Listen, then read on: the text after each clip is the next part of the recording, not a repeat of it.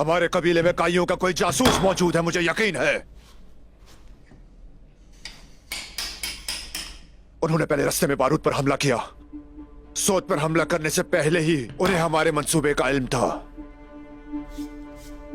लेकिन इस सब का उस्मान से कोई ताल्लुक नहीं। अर्तुरुल ने यह जिम्मेदारी आखिर किसे सौंपी होगी? गोंदूस या फिर दुंदार? किसे? इनमें से कोई भी इस काबिल नहीं है। साउची। साउची है। हंसने की वजह? मैं जानता हूं कि अर्तुरुल के दोनों बेटे हमारे लिए किसी मुसीबत से कम नहीं।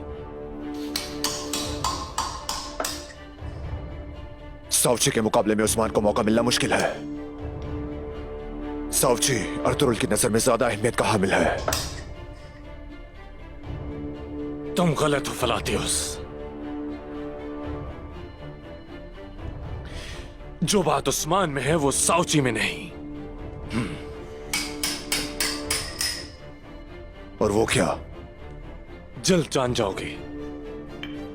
जब जासूस तक पहुंचोगे तो खुद जान जाओगे। फलातियुस, इस किले में मौजूद हर एक शहरी और सिपाही की मालूमात इकट्ठी करो।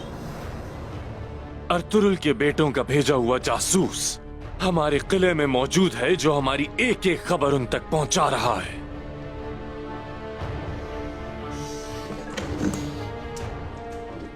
कौन हो सकता है ये? जल्द पता चल जाएगा।